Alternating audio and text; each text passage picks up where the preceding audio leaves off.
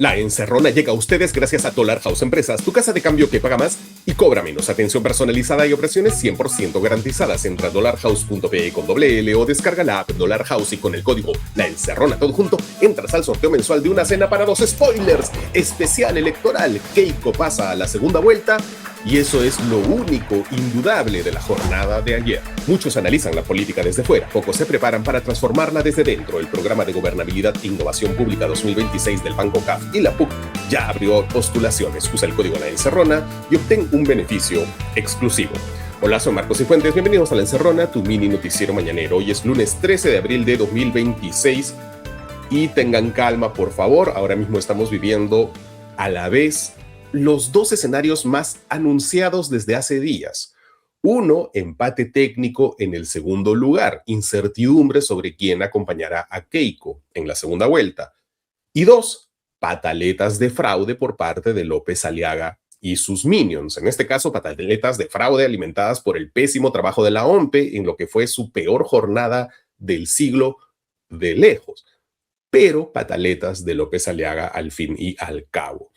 Son escenarios francamente horrendos si vienen combinados, como están viniendo combinados. Pero, de nuevo, todo esto se veía venir, salvo el desastre de la OMPE, que sí ha sido inédito. Lo demás era evidente que iba a ocurrir, así que tengamos cabeza fría. Ahora mismo lo que toca es esperar. Quédense con nosotros porque tenemos un programa especial para ver a fondo los dos escenarios que están ocurriendo con todos los incidentes de lo que pasó ayer, y también con buenas noticias que todos vamos a necesitar en estos días. Primero lo primero, Keiko Fujimori pasa a segunda vuelta y en eso coinciden todas las proyecciones, incluido el conteo de la OMPE en presidenciales que al cierre de esta edición iba ya al 49,42%. Y allí Keiko pasa con 17%, que seguro cuando lleguen más votos del interior del país, pues será 16%. Que es la cifra que han dado las dos encuestadoras ayer, 16 en votos válidos. Es una victoria absoluta de Keiko que, si mantiene estas cifras, logra subir 3 puntos respecto del 13,4 que sacó en el 2021. Aquí hay varias interpretaciones, ¿no? Una es que el fallecimiento de su padre, la reconciliación final con su padre, le trajo de vuelta a los albertistas históricos.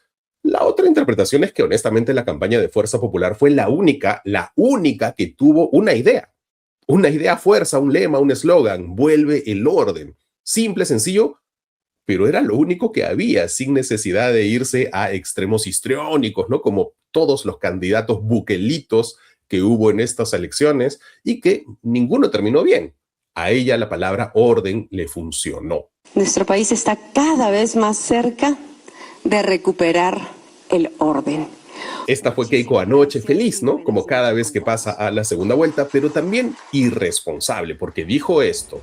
Los resultados del conteo rápido son una señal muy positiva para nuestro país, porque, como lo señalé en el debate, el enemigo es la izquierda. Y de acuerdo a estos resultados del conteo, pues ellos no estarían en la segunda etapa. ¿Escucharon que dijo conteo rápido y que según el conteo rápido no pasa la izquierda? Pero no, nadie sabe quién está en segundo lugar. Tranquilidad, por favor. Hay 4 personajes que podrían pasar a la segunda vuelta con Keiko y hoy por hoy a esta hora no se puede afirmar quién será. Primero veamos los dos flashes, los dos resultados a boca de urna que se dieron ayer a las 6 de la tarde, luego de que por el desastre de la OMPE se prolongara el cierre de la votación hasta esa hora. Primero, la que suele ser más exacta, Ipsos, dio su boca de urna en latina, ponía a Keiko con 16,6% y luego venían así: Roberto Sánchez 12,1%, Belmont 11,8%, López Aliaga 11% y Jorge Nieto 10,7%. Entre Sánchez, que está técnicamente segundo, y Nieto hay una diferencia de 1,4. Nada, pero nada. Eso es menos de la mitad del margen de error de esta encuesta que, según explicó Alfredo Torres, es de 3%. O sea, es un empate cuádruple. Bueno, ahora veamos la otra boca de urna, el otro flash, el de Datum, que lo dio en América Televisión a la misma hora, 6 de la tarde. ¿Qué decía? Pues lo mismo, pero en distinto orden. Primero Keiko con 16,5% y luego empatados en el segundo puesto López Aliaga con 12,8, Jorge Nieto con 11,6, Belmont con 10,5 y aquí la diagramación de América jugó en contra. También Roberto Sánchez con 10,0. Vamos a corregir eso para que se vea mejor. Ahí está. Ojo que aquí Datum dijo que su margen de error era 2,8, que, ojo con esto, 2,8 es justo la diferencia exacta entre López Aliaga, que estadísticamente está segundo, y Roberto Sánchez, que estadísticamente está quinto en la encuesta de Datum, justo 2,8. Y miren, hasta aquí podríamos haber estado hablando tranquilamente de un cuádruple empate en el segundo lugar. El Perú se habría ido a dormir relativamente en calma, todo dentro del margen de error. Era lo esperable, ya se veía venir en la última semana, pero no. Aquí sucedió algo que, si las cosas se llegan a agravar en los siguientes días, tendrá que caer sobre las cabezas de la señora Torrado de Datum y de los señores Miro Quesada, dueños del Comercio de América. ¿Qué pasó? Pues aquí viene el conteo rápido al que se refería Keiko, un conteo rápido que no tendría que haberse difundido. Que por todos los incidentes, el desastre de la OMPE, las mesas sin instalar, ¿no? Mañana habrá elecciones en algunos colegios, ahorita les vamos a contar sobre eso. Pues por todos esos incidentes, el Jurado Nacional de Elecciones exhortó a los medios que no se difundan resultados de encuestas ni conteo rápido después de las 6 de la tarde. El jurado no podía prohibirlo legalmente, era más bien una apelación a la responsabilidad de las encuestadoras, de los medios. Y aquí hay que decir que sí hicieron caso Ipsos y sus contratistas, que no son solo latinas, sino también el principal observador independiente, la Asociación Civil Transparencia. Por eso no hay conteo rápido de Ipsos, no lo hubo anoche. Sí saben qué es el conteo rápido, ¿verdad? No es una encuesta, sino, como su nombre lo indica, un conteo de los resultados oficiales de las mesas. Es un conteo aleatorio, por eso es rápido, pero conteo, y es tradicionalmente, en el caso de Ipsos, exacto en décimas, sino en centésimas. Entonces ayer Ipsos no hizo conteo rápido, anunció que no lo iba a hacer, pero Datum y América sí salieron al filo de la medianoche con unas cifras y un orden que eran muy, pero muy parecidos a su boca de urna, lo que honestamente es inverosímil. López Aliaga segundo con 12,9, Nieto tercero con 11,6, Belmont cuarto con 10,1 y otra vez mal la gráfica de América. Quinto puesto Roberto Sánchez con 9,4. Tan mal la gráfica de América que en sus redes Datum tuvo que sacar su propia gráfica para que se vea a todos los que tenían que estar juntos. El cuádruple empate en el segundo puesto. Según Datum, su margen de error es 1%, pero no, pues, difícil de creer honestamente, y esto ha alimentado la pataleta de fraude en la que ya entró López Aliaga, y repito que si la cosa se agrava en los siguientes días, pues Datum y América tendrán que responder por esta irresponsabilidad. Al cierre de esta edición, al 49,42% de la OMPE, efectivamente López Aliaga, ojo, sí le sacaba casi 2 puntos exactos a Jorge Nieto, pero literalmente falta la mitad de la votación con resultados tan ajustados. Todo puede cambiar perfectamente cuando empiecen a computarse los votos menos limeños.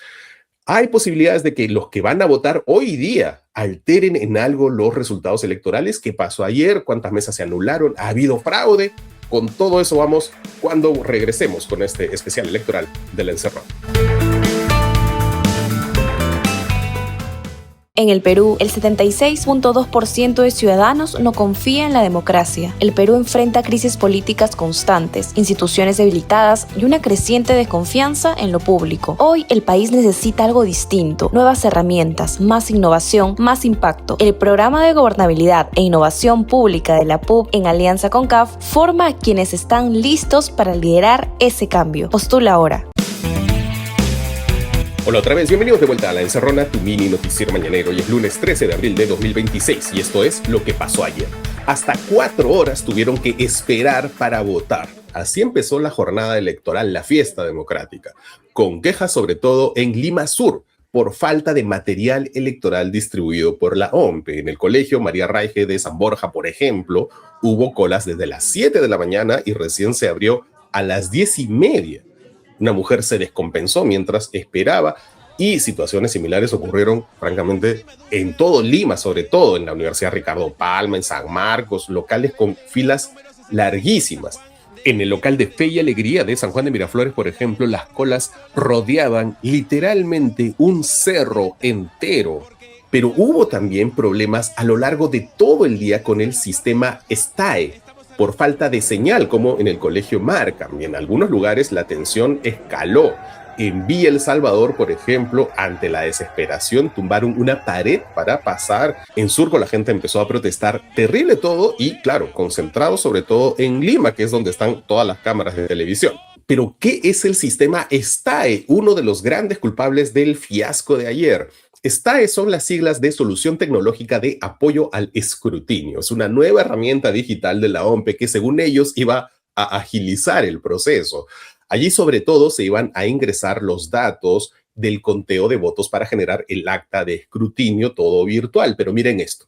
Se procede a romper las ánforas no pudo funcionar el sistema STAE, no tenemos tampoco tinta de impresora, hemos levantado la mesa. Esto pasó en el IE 5031 César Vallejo del Callao. Se tuvo que anular la mesa a la 1:40 de la madrugada. Toda la gente que votó allí ha perdido su voto por culpa de este sistema STAE que colapsó. Además, se necesitaba impresora y a medio mundo se le acabó la tinta de la impresora. En muchas mesas tuvieron que regresar a lo habitual, que era llenar todo a mano, algo que francamente nunca debió haberse cambiado. Tenemos otras quejas de todo el Perú de que los propios capacitadores de la OMPE no tenían idea de cómo funcionaba este bendito STAE. Y a eso agréguenle, por supuesto, lo inmanejable que era la cédula electoral, tener que rellenar 5 lecciones y cada una con unos 37 o 38 opciones distintas. Una locura para los miembros de mesa. Hay miembros de mesa que se han quedado hasta las 3 de la madrugada contando, entre otras cosas, no solo por lo complejo de la elección, sino por la bendita falta de tinta, como en el Colegio La Salle, en el que más de la mitad de las mesas seguían con el escrutinio hasta esa hora, 3 de la madrugada. ¿Cuántas mesas quedaron sin instalarse? ¿Cuánta gente se quedó sin votar? Ayer todavía al mediodía había locales completamente vacíos, sin material. En muchos casos se cerraron los centros de votación, se suspendieron las elecciones y salió alguien a anunciar, como si le estuvieran haciendo un favor a la gente, que exoneraban de multa a los ciudadanos. El Jurado Nacional de Elecciones va a anular las mesas y quiere decir que ustedes también no van a pagar su multa. Esto es completamente inaceptable. La gente va a votar, es su derecho. Esto pasó en el Colegio Rodrigo Lara Bonilla de Lurín. Esto se agravó porque a lo largo del día hubo varios reportes confusos sobre la poca cantidad de mesas instaladas. Bruno Bencich, vocero de la OMPE, por ejemplo, dijo que hasta las 2:55 de la tarde se había instalado solo el 81.33% de las mesas a nivel nacional.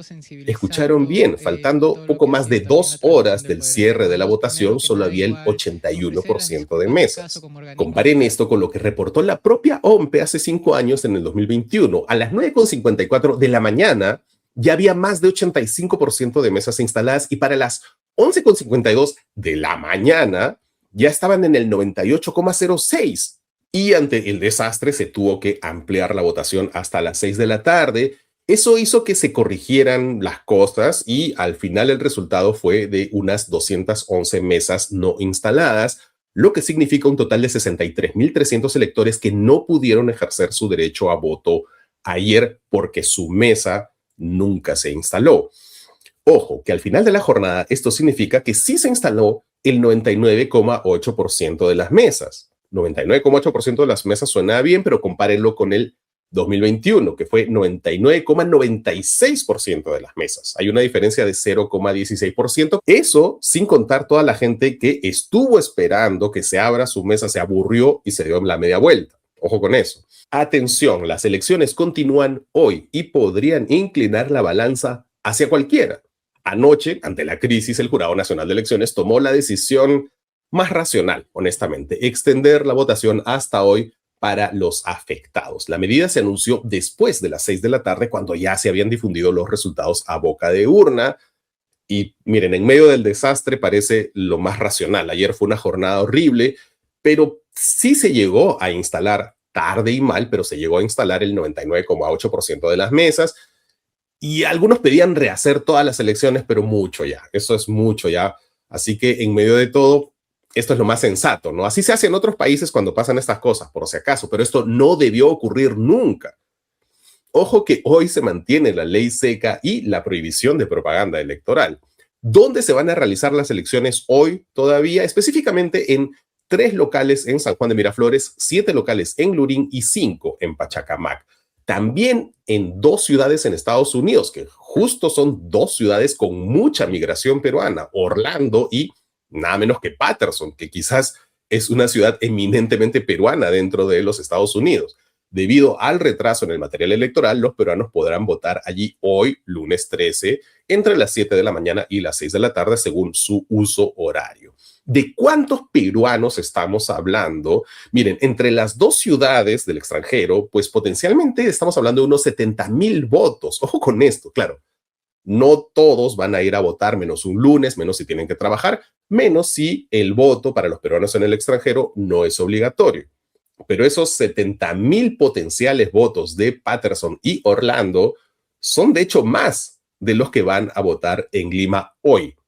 Aquí hay un juego, unos potencialmente 140,000 votos que perfectamente podrían inclinar la balanza hacia cualquiera.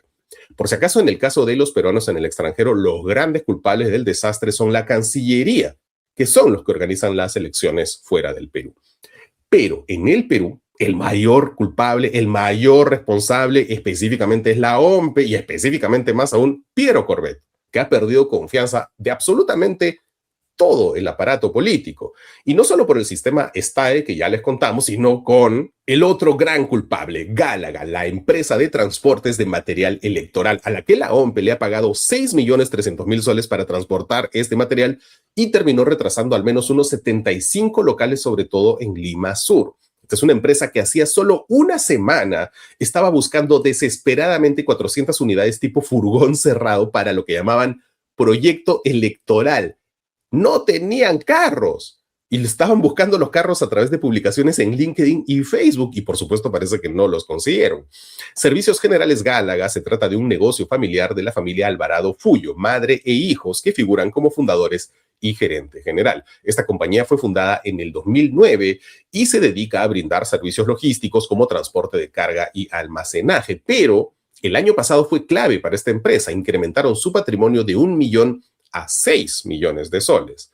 Según reporte de la propia OMPE, la empresa ya había tenido 3 sanciones de esa misma entidad electoral. Una, ojo, por más de 50,000 soles y aún así la volvieron a contratar. Y por si acaso, Contraloría había advertido que Servicios Generales Gálaga no acreditó que sus conductores cumplían con experiencia mínima. El informe es del 24 de marzo de este año y, según la periodista Stephanie Medina, fue enviado al propio Piero Corbett. Ayer, la Dirección contra la Corrupción de la Policía y la Fiscalía realizaron diligencias en la sede de la OMPE y en las instalaciones de Servicios Generales Gálaga. Ojo que la primera no les abrieron la puerta, pero la TINA informó que en la noche la policía logró inmovilizar documentación y archivos. El gerente de Gálaga no quiso declarar a la prensa. Este fue el caos electoral. Ya volvemos con las denuncias de fraude aquí en la Serrana con Marcos y Fuentes. ¿Sabías que el casi 90% de los peruanos sufre de problemas dentales? No te preocupes más, ven al Centro de Odontología Especializada del Dr. Julio Reina. Con profesionales altamente capacitados y la mejor tecnología, ofrecemos tratamiento dentales de calidad, implantes, ortodoncia, diseño de sonrisa y más. Agenda tu cita al 936-834-819 y recuerda, tu sonrisa es tu mejor carta de presentación.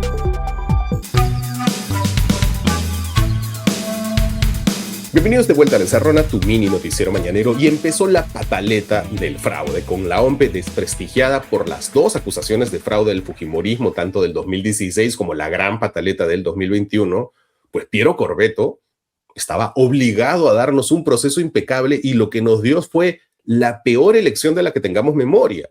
Y eso, por supuesto, le dio pie a la gente común y corriente a pensar que ya esto era un fraude y hasta realizar pintas, por ejemplo, afuera de los locales de votación en Pachacamac.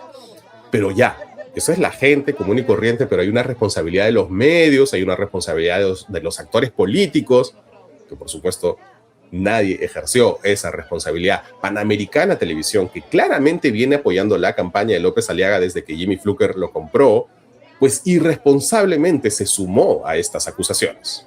Esto es indignante. La verdad que estamos recibiendo información desde el interior del país y también desde el extranjero, Karina, en donde ya se está hablando de fraude en el país. Los peruanos estamos cansados de que haya fraudes electorales. El 2016 ya hubo un fraude, el 2021 ya hubo un fraude. Ahora estamos a puertas de un siguiente fraude electoral y esto no lo podemos permitir. Este personaje se llama Oscar Bravo y acaba de ser fichado por Panamericana esta semana. Parece que porque el señor no tiene problemas en quemar su credibilidad mintiendo, porque no hay ningún medio extranjero hablando de fraude y no hay ninguna evidencia de que haya existido un fraude, solo incapacidad de la OMPE, pero eso no significa que haya un fraude digitado por quién, organizado por quién. En fin, llegó el momento para López Aliaga. El exalcalde viene hablando de fraude hace semanas que viene con ese discurso del fraude, sobre todo desde que empezó a caer en las encuestas. Ahora que recuperó un lugar expectante, pues parece dispuesto a pasar a la segunda vuelta a patadas, denunciando fraude. Y en una conferencia antes del cierre de la votación, López Aliaga repitió un dato erróneo que varios estuvieron comentando ayer, que el 13% de las mesas de Lima no habían sido abiertas. Pero este es un dato mal interpretado de un aviso de transparencia, que en realidad estaba hablando de su muestra, no del total. Y de hecho, este dato también fue mal interpretado por Jorge Nieto, que terminó borrando el tuit en el que había malinterpretado el dato y más bien luego salió a pechar a López Aliaga por hablar de fraude. Si yo no tengo evidencias y pruebas, no puedo pronunciar palabras de ese calibre. Quien la pronuncie, que haga el bien al país de entregar sus pruebas, y si no, que se calle la boca. López Aliaga sí tiene razón en algo, que el problema no son solo los colegios en los que nunca se abrieron las mesas. También el problema es toda la gente que estuvo en los otros colegios esperando por horas, algunos de los cuales se retiraron sin poder votar porque los colegios abrieron tarde. En eso sí tiene razón. Y por eso, más importante que el porcentaje total de las mesas instaladas al final, pues más importante es la hora en la que muchas mesas abrieron muy tarde, cuánta gente se dio la media vuelta y no votó. Pero como dijo Nieto, no se puede hablar de fraude si no hay evidencias de fraude, si no hay pruebas de fraude. Lo que hay aquí es una incompetencia brutal de Piero Corvetto. Pero igual López Aliaga ha presentado una denuncia penal contra Corvetto y además ha pedido su detención inmediata por omisión de funciones. Su abogado, Wilber Medina, dijo que todo ha sido premeditado para afectar la votación. Ya, pues no, tampoco, eso es mucho ya.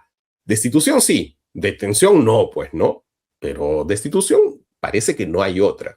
De hecho, ayer María Teresa Cabrera, presidenta de la Junta Nacional de Justicia, sacó un comunicado a título personal, pero usando las redes de la Junta, aclarando que a Corvetto lo había ratificado la Junta anterior y que ella va a solicitar la revisión de su proceso de ratificación. O sea que ya fue Corvetto, no lo esperen para la segunda vuelta. Pero, repito, nada de esto significa fraude, como ha estado tuiteando ayer todo el día López Aliaga, que incluso para demostrar que hubo fraude, tuiteó una encuesta falsa de algo llamado Dynamic, que lo ponía primero con 26% y además ponía ante la apabullante realidad de la medición del voto, o sea que él no va a aceptar otro resultado electoral que no sea estar primero con 26%, si no es fraude. Ya pues, no, señor López Aliaga, usted sabe que nadie nunca midió 26% para usted. En fin, prepárense porque lo que se viene en estos días va a ser duro. Se han juntado un combo perfecto de resultados electorales ajustados, incompetencia de la OMPE y personajes antidemocráticos pataleando fraude. Se vienen días duros, pero hay buenas noticias. Claro que hay buenas noticias, es muy pronto para celebrar cualquier cosa, pero miren, todo indica que solo 3 partidos de la lista por estos no pasa la valla. Solo 3 partidos, nada más, y esas son buenas noticias y vamos a repasarlas para irnos con un buen sabor de boca. Acción Popular, por ejemplo, murió antes de empezar. Lindo. Avanza País, de Cabero, de Tudela, pues desapareció en medio de las traiciones de sus candidatos al Congreso a José Williams, que ayer tuvo un desayuno electoral que algunos llamaron misa de cuerpo presente. También Somos Perú se hundió gracias al desprestigio de José Gerí y a Forsyth, el candidato, diciendo que no importaba que no voten por él. Perú Libre volvió a la insignificancia con un desayuno electoral en el que tuvieron que poner una figura de cartón de Vladimir Cerrón. Ahí estaba la mamá de Cerrón viendo a su hijito en cartón. Podemos de José Luna. A este sujeto no le sirvió de nada sacar de la cárcel a un condenado por asesinato como Urresti, pensando que eso le iba a sumar votos. Una tremenda patinada de Luna. Hasta nunca, ojalá de verdad hasta nunca. Y por supuesto, Alianza para el Progreso, César Acuña, su millonaria campaña, sus intentos de corromper a la juventud a través de streamers comprados, no le sirvió de nada. Y es muy, pero muy posible que ni siquiera logre poner congresistas. Crucen los dedos aquí. El momento cumbre ayer, un momento francamente simbólico, ocurrió en plena jornada electoral cuando él dejó tirado en la calle, ahí en medio de la tierra, a su streamer favorito, Sacha Uzumaki. Ya no le servía de nada. No, si me han dicho que... Sí, claro. Miren, lo que se viene son días horribles, no hay que engañarnos, pero por ahora yo me aferro a estas victorias. No hay tiempo para más, solo para decirte que necesitamos tu like, necesitamos que rotes este programa, que se lo comentes a tu familia, a tus amigos y sobre todo necesitamos que te unas a nuestro Patreon y te unas como miembro de nuestro canal de YouTube. Es muy fácil, inténtalo. Hoy es lunes de lecturas que llegan gracias al auspicio de Penguin Random House. Tinta y sangre de Han Kang, ganadora del Premio Nobel de Literatura 2024. Cuando In-yu, una reconocida pintora, muere en un choque, su mejor amiga se niega a aceptar la versión oficial. Lo que empieza como una sospecha se convierte en una investigación obsesiva que la llevará a descubrir no solo la verdad sobre In-yu, sino a enfrentarse a sus propias heridas. A medio camino entre el thriller y la reflexión existencial, Tinta y sangre de Han Kang ya se encuentra disponible en las principales librerías a nivel nacional. Eso es todo por hoy. Soy Marcos Cifuentes y esto fue La Encerrona, el único noticiero que te manda un abrazo. Chao. Hasta mañana.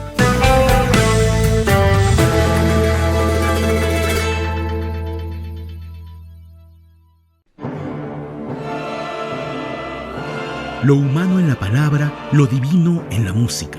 Así nace Carmina Burana, de Carl Orff. La Orquesta Filarmónica de Lima abre su temporada 2026 como una de las obras más poderosas de la música sinfónica. Director invitado, Wilfredo Tarazona, junto a los mejores solistas y coros de Lima. 25 de abril, 8 en punto de la noche, Auditorio General de División Elvio Vanini Chumpitazzi del Pentagonito en San Borja. Entradas a la venta en Joinas. Los esperamos.